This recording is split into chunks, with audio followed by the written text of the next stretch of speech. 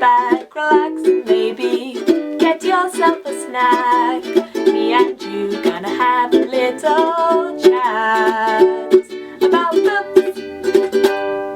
Hey guys! So I am here today to do another book review, and this is also an SPFBO finalist, so I'm very excited to tell you guys about this one and to give you my rating for this one as well, because I am one of the judges of the SPFBO. If you don't know what it is, there's loads of information down in the description, but it's basically a self-published fantasy competition where authors can submit their works, and we are now at finalist stage where there are 10 finalists waiting for reviews from each of the 10 judges or blogs.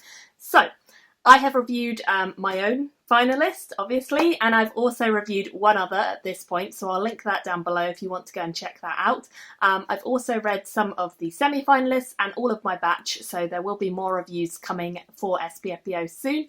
But today I want to talk to you about The Voice of War, which is one of the finalists. So I picked this one up with the intention of just seeing how it was, because the author was kind enough to send me the audiobook version along with the Kindle version that I already had.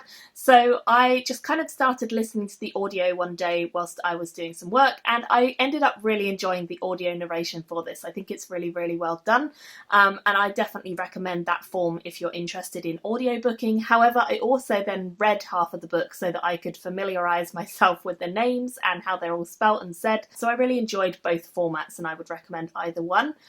This book was definitely fun. I would go so far as to say it's kind of a blend of Mistborn and Lightbringer by Brent Weeks and Sanderson, because they definitely have magic systems that have similarities, and this book draws on both of those but kind of combines them in a new way. The magic of this world is called thread weaving, and it's essentially every human has some sort of thread within them, and all objects have some sort of thread that ties to them, but only certain people who are thread weavers can actually see this magic, and they are able to do different things with it. We have different semi-precious stones or precious stones like sapphire and emerald and that sort of thing. Different semi-precious stones of thread weavers can do different things. So I think sapphires can like push and pull, that kind of stuff. So it's definitely got some interesting parallels to those books, and therefore I enjoyed it because I like books that are definitely like heavier on the magic and heavier on kind of just lots of awesomeness going on around the characters, and I definitely think this book has got that. It certainly feels as though the characters and the world is very magic rooted, and a lot of the society comes from the fact that threadweavers are generally elevated above other people because they can threadweave, and then you kind of have the like lower downs who don't have the ability to threadweave, and society is kind of built up upon that, which I suppose kind of makes sense in an unfair world. So I enjoyed the magic system, definitely. I also really enjoyed one of the particular civilizations. They are kind of a group of people, a civilization of people who live up in the treetops, and I really enjoyed that idea of a culture and that idea of a civilization, and seeing how they live their lives quite separate from all the other civilizations in this world, but definitely distinct enough and interesting enough to have their own voice and their own directions and their own motives for living apart. So I really enjoyed their culture, and there were a couple of characters who we follow from their culture. In particular, we have Willow and Laurel, who I really enjoyed as characters. Laurel is a young woman. She's kind of quite feisty and wants to do her own thing. She rebels quite a lot, but she gets mixed up in this story very quickly.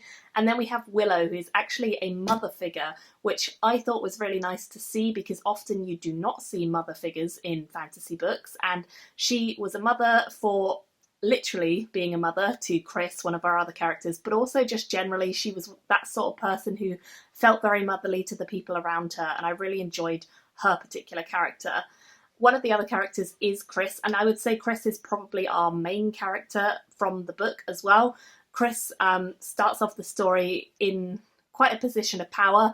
He has been well regarded, especially since the war, where he had quite an impact on taking out loads of the enemy. So he is in a position of power. He has a lovely wife who is pregnant at the time of the story starting, and they're both very excited for their first child. However, when the child is born, something is very different about their child, and that means they have to flee, and the story kind of takes off from there when he and his wife are fleeing from the life they've always known because of their child and the things and the strange questions that their child is bringing.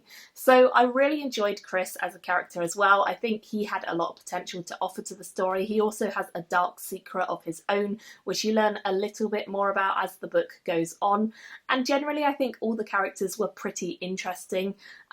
They didn't feel super distinct to me as characters. I wouldn't have been able to say from the voice of the character who was speaking at one time. And the story does jump around POVs, so there's a couple of instances where I just had to remind myself who was who.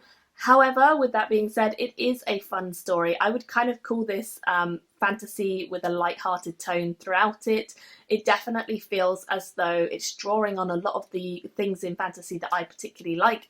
Definitely the magic side of things, but certainly on some of the other areas of like the world and the characterization.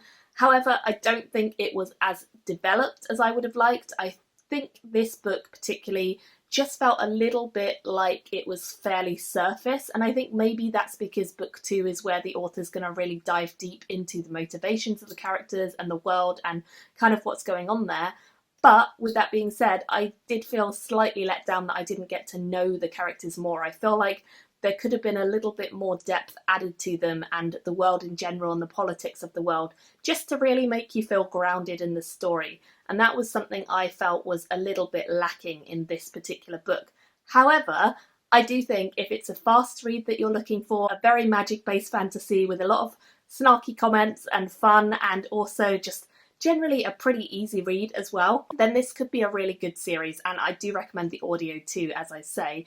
So I ended up giving this a 3.5 out of 5, which is 7 out of 10 for SPFBO, and I definitely think this one's going to do well with most of the judges. It's an easy book to get into, and certainly a promising beginning to the start of this series. So one to watch, and definitely one I think a lot of you guys might like. Let me know in the comments if you do end up picking it up. I'll put a link to where you can buy it, and thank you all so much for watching. There will be some more reviews coming very soon. Bye guys! Thank you for watching my video today. Go pick up a book, then come back and chat with me again.